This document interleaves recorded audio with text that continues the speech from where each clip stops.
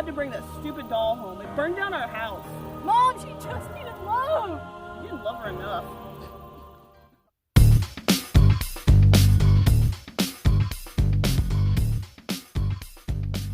This episode is brought to you by txcitizen.com, local New Braunfels news that's exclusively online and completely free. Also sponsored by the Texas Gamers Lounge in Austin and San Marcos. Introducing VIP Monthly, unlimited gaming at any of their locations for only $29.99 a month. Visit texasgamerslounge.com for more information. Hello and welcome to another episode of Pop Culture Geekery. I'm Joe Solis, and this is my lovely wife and co-host Sarah Childs. And we just came back from seeing, we saw Annabelle Comes Home tonight, but we had just previously a couple of days ago seen the new Child's Play movie. And we wanted to do something a little bit different with this video since we actually had 3 movies come out this weekend with toys that come to life. Only one of them was not a horror movie. So we wanted to do a versus video of Child's Play versus Annabelle Comes Home. So we watched both of them and we kind of put together a few categories of things we wanted to focus on. And then at the very end, we'll go over our ideas about the actual movies themselves.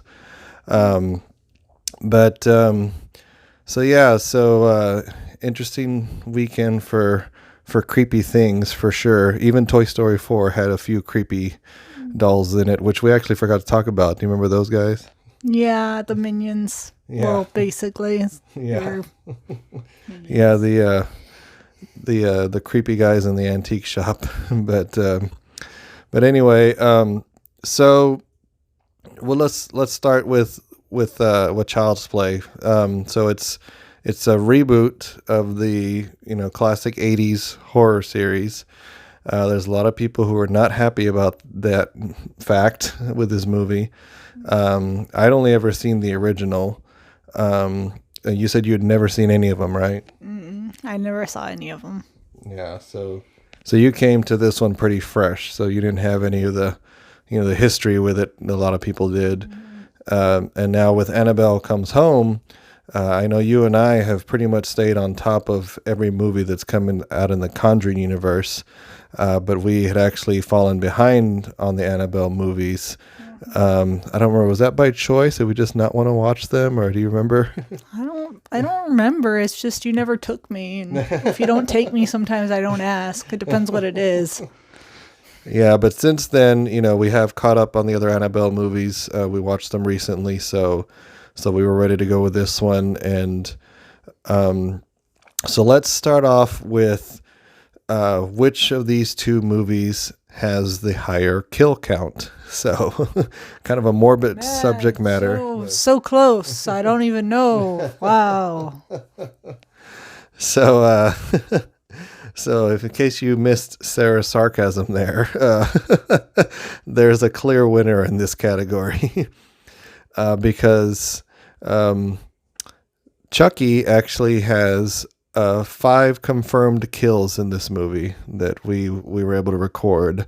There is a scene towards the end. Oh, and by the way, if you didn't see the title, there is spoilers in this video because there's no way to talk about these categories without it. So after we told you the biggest spoiler, we're reminding you that there are spoilers in the video. What was the biggest spoiler? You just telling everyone Chucky had 5 confirmed kills. Oh.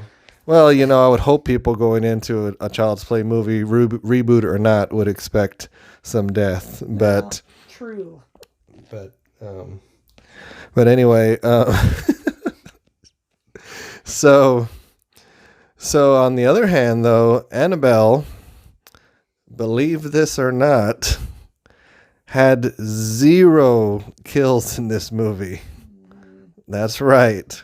We had a whole Annabelle movie, a whole movie in the Conjuring Universe where nobody died. Amazing. So, I know.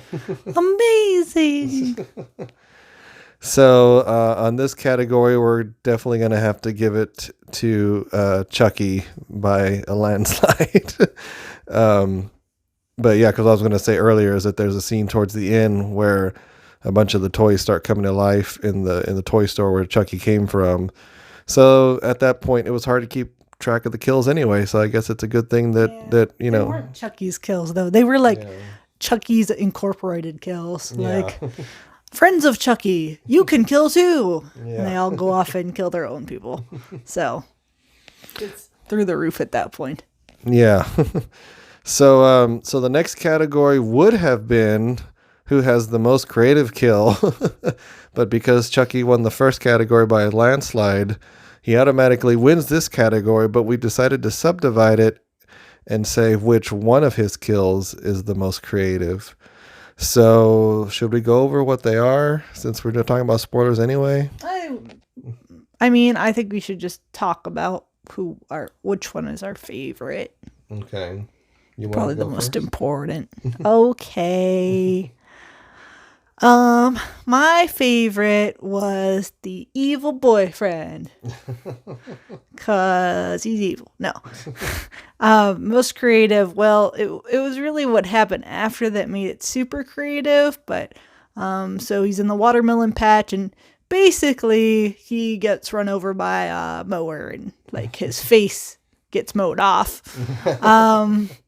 So that the real creative part came after because Chucky, nailed it to a watermelon and the face and then had a bow on it. And all of a sudden it was a gift to go in the bedroom. So that was what was really creative about it. I completely forgot about that part, even though it was just a couple days ago. But when we started talking about the kills. Joe forgot something, everyone. I remembered something that Joe forgot. Yay! I've been hanging around you too much. But yeah, because I was actually stuck between that one and the one with the creepy guy in the apartment and the buzzsaw and him falling on the table. The garbage guy or janitor or something. Mm-hmm.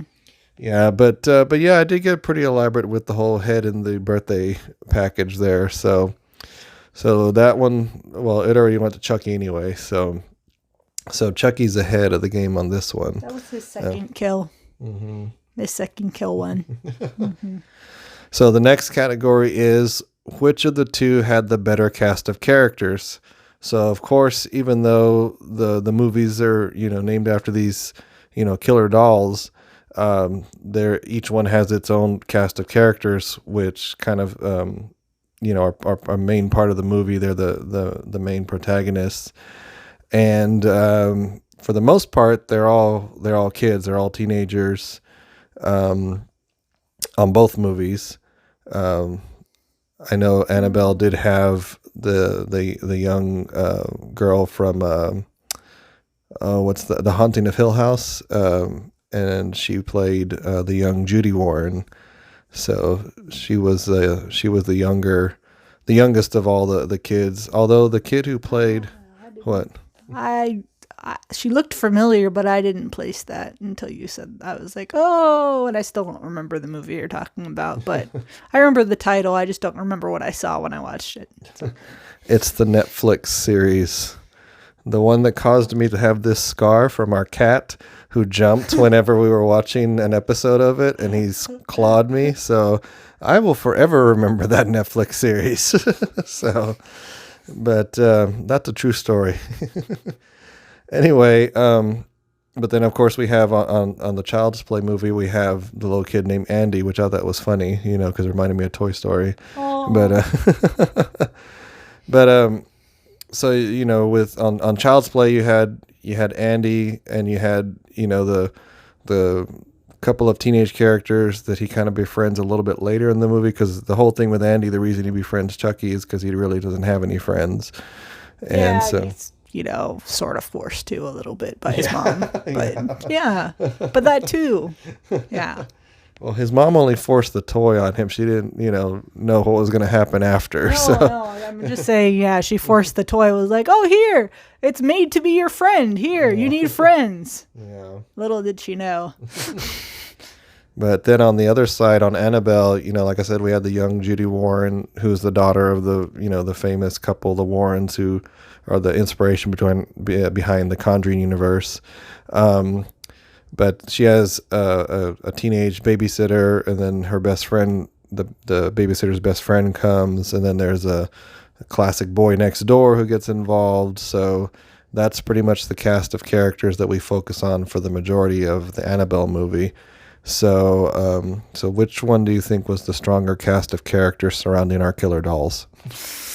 This is a hard decision. I would say, I think I'm going to go with the Chucky cast on that one. Really? Mostly because of Andy, because he had the main role, really. But, I mean, the friends were pretty good as well. But just, I don't know, just the acting ability, like how they work together, I felt like it was more cohesive in Chucky. No, I'm going to have to disagree with you on this one. The ratings all over again. No, I think it was more that, like, some of the like, Andy was fine, I mean, through most of the movie. His friends, the way that they turned on him, like, even they'd already seen stuff. They'd already seen the head in the birthday package, and then they were starting to think he was crazy, but they'd already clearly seen Chucky do things. Yeah, but they thought that he might have actually been the murderer because they didn't see things firsthand. Yeah, but I feel like if they really thought he was the murderer, they would have turned him into the police officer, who was another character in the movie. They all kind of got to know him, so. Except the group of kids called him the snitch or the narc or something like that. So they kind of had a bad rap. It was like a bad neighborhood. Kids are like ruffians kind of thing, and yeah, it was taboo. They couldn't go to the narc babe. Well, I liked the cast in Annabelle better. I mean, I'm probably a little bit biased because I was telling her earlier that, you know, to me, the Conjuring Universe is definitely a guilty pleasure of mine. I know that they're not, you know, the most amazing movies, but they're definitely not as bad as I think a lot of people, you know, try to give them crap for. So, you know, I totally buy into these movies, each ones that we've seen lately. And I just liked, you know, that we focused on the young, you know, Judy Warren. And I liked, you know, the characters of the babysitter and the best friend. I liked that the best friend had the backstory about her father, and it was relevant to why she, you know, went in and tried to get into the Warrens' secret, well, not secret, but where they keep all their cursed artifacts. Yes. Going into a cursed room is the perfect way to get in touch with your passed away father. And that's exactly what she wanted to do. But sometimes you look at youth and you just go. Yeah, well, she was desperate, but yes, this is true. So anyway, so okay, so that one is a tie, unfortunately, because you like one, I like the other. All right, so let's move on to which one do you think had the better story? Which one? Come back to me. I'm thinking. Well, I think we're not going to talk about our overall thoughts about the movies till the end, but I think as you listen to our defenses here, you're probably going to figure out which movies we like, because I'm starting to hear something over here. I was thinking, because I processed this earlier and I forgot what I arrived at. So, I think the better story is the Annabelle one. Oh, really? You know, mostly because, like, Chucky, you know, Chucky's always going to go back to it's a slasher. You know, and slashers, I think it had a really good basis for, like, developing the character and how he came to be, and then how he ended up murdering people. But it's still, like, a slasher is still always a slasher to me. Like, there's only so much room for story development, you know, because it always goes back to how many people can we kill. So I felt like the Annabelle movie, I enjoyed this story better. And I probably enjoyed the story better too because I've watched previous Annabelle movies, so it was more of a continuation than a standalone thing for me at this point. So yeah, and I mean, on this one we do agree. I do think that the Annabelle story is better. even without the kills, which is saying a lot for these movies, because I just liked the way how it all made sense. There was a catalyst, like I said, it was the best friends, want to see her deceased father and reaching for that, idea of the afterlife and seeing if it's real, with so many people ridiculing Judy and not believing her parents. So I just felt like it was a little bit more heartfelt, to whereas Child's Play was just simple survival. Like there was really, really nothing. I mean, other than the beginning, there was, when Chucky and Andy were getting to know each other, and there was some like connection there. But it just seemed like once he became the killer doll, like they never went back to that. Like I thought that they built such a good relationship at the beginning that when he started going crazy, that somehow Andy was going to appeal to that, or I mean, he kind of did when he sang the song, but it was kind of a weak last attempt. Yeah, So well, it kind of had to be because he was trying to live at that point. Yeah. But I mean, well, with the thing Chucky 2 is there was good development in the way that, they went with the whole story of like Andy not having any friends, and then, use that for the development of the doll coming into the picture. The doll, we found out why he was, didn't have his morals. And then for me, like when I was watching it, I saw the plays on child development. I was like, oh, look, Chucky, young, impressionable doll, watching the evil movies of people killing each other and everyone's laughing. Mm-hmm. And immediately when I saw that, I knew he's going to think that this makes them happy and now he's going to go kill people. Yeah. But like for me, I'm looking at it and I'm saying, well, if I had a small child, this is not what I would show them, and this is why. Yeah.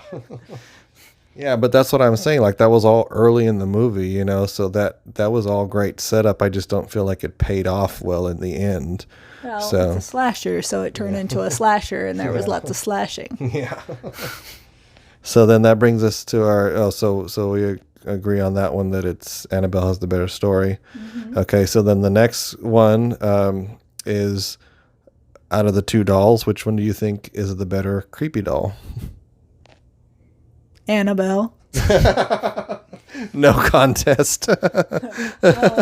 I mean, Chucky has his own creepy factors, mm-hmm. but there's just like, there's a couple things. First of all, just look at her face. Her face is transformed since the first Annabelle movie. Now it's just like, when you look at it. And of course, Chucky has his like evil Chucky face too, mm-hmm. but it just comes out whenever. But yeah, it's kind of a permanent fixture for Annabelle. And it's not only that, it's like, we're dealing with like demonic forces and stuff when you talk about that movie. Whereas like that, that whole aspect of things is more real to me than like Chucky and being in corporation, and it's kind of like it's almost like a more sci-fi origin, mm-hmm. than and sci-fi origin is like, yeah, it's like artificial intelligence, right? But I don't know, it still doesn't feel as real as demon-y things. Which is very ironic that you say that, considering that the original Chucky did have its roots in supernatural. So yeah, yeah, but I mean, they didn't do that this time. So yeah. So okay, so it sounds like, yeah, I mean, I agree, and I think the thing is, like, especially in all the movies, and they talked about it again here, that they talk about how Annabelle is a conduit for this demon that we keep seeing, in flashes and stuff. So yeah. And then they told us in this movie that the doll itself was never possessed, which I found interesting because, but it makes sense if you look at, the girl was actually the one that became possessed that was around the doll, and then she still was at the beginning of this movie, but nobody knew, mm-hmm. because the Conjuring movies, we had to look up the timeline earlier because, that is one thing that I do appreciate about them, is they're kind of like puzzle pieces, and you just get to kind of see them fall into place a little bit over time as the movies release. But so the last thing we want to talk about before we give our ratings for the movies is So overall, which movie do you think is better? And as far as writing goes, they were pretty close for me, but I think Annabelle was better. Yeah. Yeah, I think so too. Just because, for one, I was entertained in Annabelle the whole way through. The atmosphere was great. Had the creepiness. I mean, it's basically the whole thing. Almost the whole thing is in the Warren house. Because the Warrens, I guess I missed, but they had some reason that they were gone that weekend. For a job. Yeah. I mean, that's why when they left and the daughters started like finishing their sentences, like, oh, have you all rehearsed this? Yeah. They never answered, but I'm thinking, no, they've just been through this a million times because they're always going off for work. Yeah. No, that's true. And I mean, it was just such a joy, I guess, to finally see, like, in each of the Conjuring movies, we've seen glimpses of this, this room with all the cursed artifacts, and it's just kind of been in the background. So I really appreciated that in this Annabelle movie, they basically were like, you know what, let's just take that room and have fun with it, because so much fun. Let's just let the teenager go in there and touch everything. Yeah.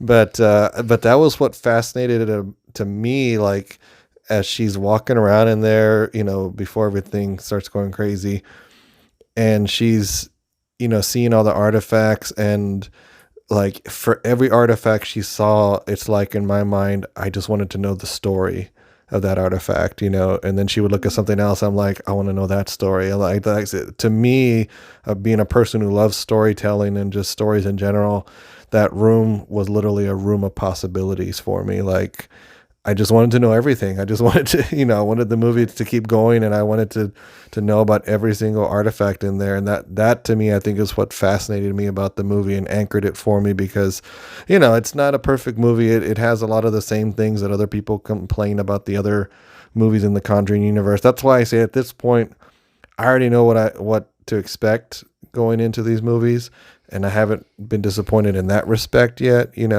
There's definitely some times when they're scarier than others. There's more jump scares. There's creepiness sometimes, and in this one, like we said, with 0 kills, at the end you're like, oh, everybody survived, but I actually wasn't disappointed about that. I think it would have pushed it more. I wouldn't have believed that somebody had died in this scenario.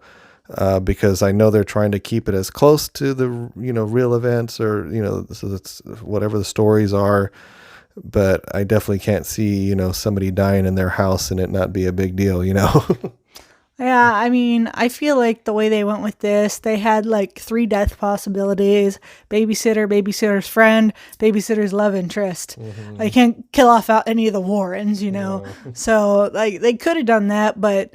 And, at one point you think, well, maybe they will, but they don't. So, and I mean, I liked the way it turned out without them dying. Yeah. But I'm also not a big slasher film person. So I like more of like the stories you have to figure out and analyze, and more of the story building part, even the mystery part, than the killing and slashing and all that. So based on our tallies here, it looks like Annabelle squeaks ahead at 4 tallies to 3, because I think it's the better movie. I know you do too. Mm-hmm. And it's just one of those, like we said, it's more established. The Conjuring universe, like I said, is just it's got its own following, and as long as they keep making these movies, just solid movies, I don't ever expect anything to be amazing in these movies.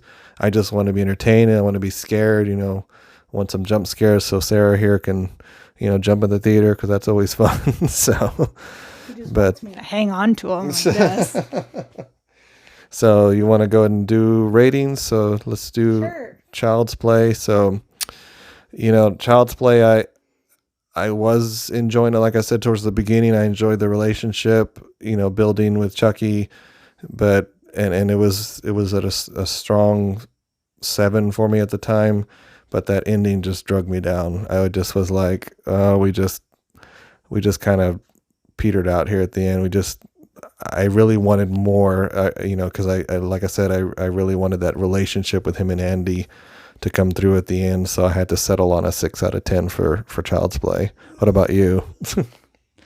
I originally, first thinking about it, I was thinking, well, 70, because it was average to me. But then I was like, I think it deserves a little bit more than average. So I would just slide it up a little bit to 75. I liked the ending. I didn't feel like it petered off, but it had a lot of stuff happening at the end. But no, I liked the resolution. I feel like, it was pretty average, but I would give it a 75. And then with Annabelle Comes Home, this one to me, it was just a solid 7 out of 10. I never really felt like it was dragging me one way or the other, because that's the way I feel about all these movies. I go in, I want to be entertained. I get the things that I expect from the Conjuring movies, and then I'm happy and like have a good time. And it actually, because of all the interconnectivity of the movies, I don't know at what point, because they keep making them, but I would like to like rewatch them, but in the order that they happen. We were just looking up the timeline, because I know you had a question about when this one specifically happens. According to the timeline, this one happens right after the original Conjuring. So what did you give this one? Annabelle, I was originally thinking 75 strong, but getting closer to 80. So because it's a little bit better than Chucky, I'm going to say 78. You're pulling a Jake, who gave me was 6.5 on Godzilla. Well, sometimes you just need to have those in between numbers, because it's not quite, it's definitely, it was starting at a 75, but I got to push it a little bit higher than Chucky. So it's going to be a 78. Remember, she's a teacher, so I take this as the student, did a little bit better, but not as well as she expected. They didn't quite get a B. But they were pretty close. Yeah. But anyway, so take your pick of which one you want to see. If you've been a fan of the Conjuring movies, then you've got to go see Annabelle. If you're curious about Child's Play, if you're a fan of the old Chucky, you're going to have to do one of two things. You're either going to have to just pretend that never happened, or this is an alternate universe. That's the only way you're going to accept this new Child's Play movie. So good luck on either one of those. But yeah, we just want to say thank you to everybody who subscribed so far. If you haven't subscribed, please consider subscribing. Be sure to follow all our links and social media here at the bottom of the video.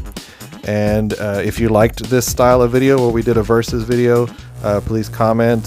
This was just kind of a perfect storm. Like, obviously we didn't plan for Child's Play and Annabelle to come out the same weekend, but I figured since they were similar, movies, similar concepts, we wanted to try something different. So anyway, thanks again for watching, guys, and we will see you again next time.